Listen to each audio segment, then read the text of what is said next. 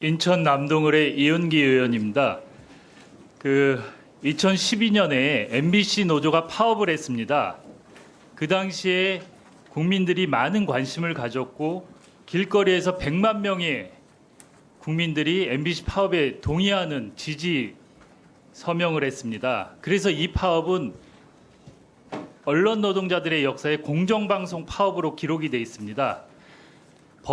대법원에서 처음으로 근로조건 아닌 공정방송 파업에 대해서 합법성을 인정한 아주 의미 있는 파업이고, 이게 언론 노동자의 특수성을 법원에서 인정한 그런 파업이었습니다.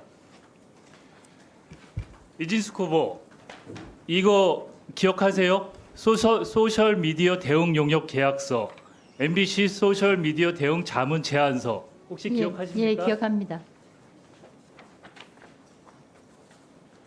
이게 이 후보가 본부장으로 계실 때 계약 체결했죠?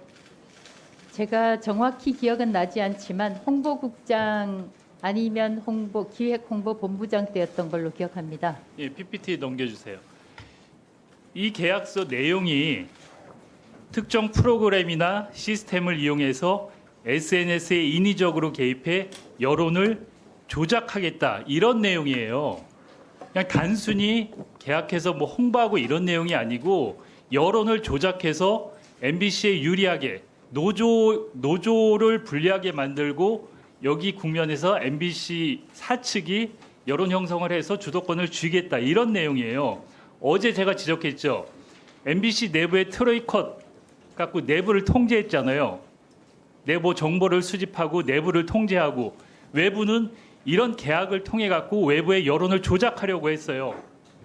인정하세요? 인정하지 않습니다. 인정 안 해요? 예. 여기 계약서 내용을 보면 여론 조작을 하겠다는 내용들이 담겨 있어요. 그리고 여기 보면 계약 금액도 총 6개월 동안 2억 5천만 원이에요. 이 정도 계약 MBC에서 이 정도면 그냥 하는 계약입니까? 액수가? 말씀하신 대로 답변 드릴까요? 그러니까 이 정도 액수의 계약이 통상적입니까? 큰 계약입니까? 이런 용역 계약에서. 워낙 여러 가지 계약을 하기 때문에 통상적인지 여부는 제가 말씀드릴 수가 없습니다. 여기를 보면은 계약 내용을 조각 잘라갖고 총 2억 5천의 계약을 했어요. 맞죠? 네. 이 계약 내용이 후보는 어떤 내용이라고 지금 설명하시는 거예요? 말씀하신 대로 민노총 언론노조가 170일 MBC 사상 최장 파업에 들어갔고, 이 170일은 쉽게 이야기하면 1년의 절반 정도에 해당합니다. 아마 일반 기업 같았으면 회사가 문을 닫고도 남을 시간입니다. 됐습니다. 너무 길게 얘기하시면 무슨 얘기인지 알겠어요. 근데 아까 제가 모두 얘기했죠. 이 파업은 공정방송 파업이라고, 대법원에서도 인정한 파업이라고. 이례적으로 언론 노동자의 근로조건 이해 파업을 합법성을 인정한 파업이에요.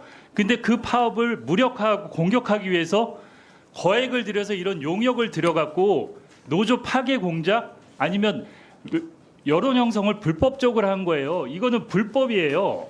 불법이 전혀 아니고요. 지금 설명을 그렇게 하시는데, 저희는 리스크 매니지먼트, 위기 관리 계약을 맺었던 것입니다.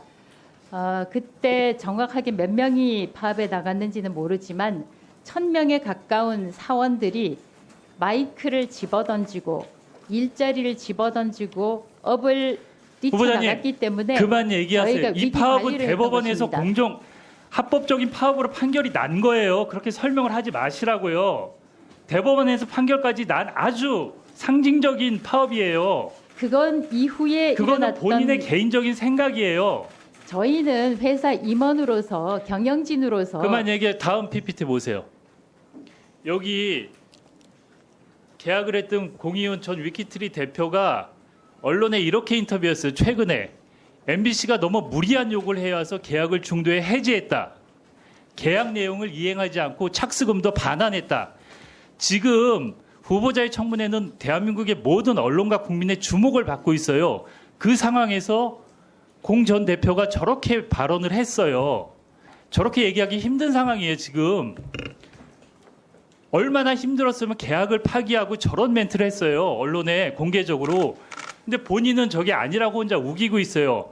파업의 합법성도 다른 얘기를 하고 있고 계약 내용도 계약 당사자인 공 대표가 저렇게 언론에 공개적으로 인터뷰를 했어요. 지금 얼마나 힘들겠어요. 저걸 공개적으로 얘기하기. 근데도 인정을 안 해요?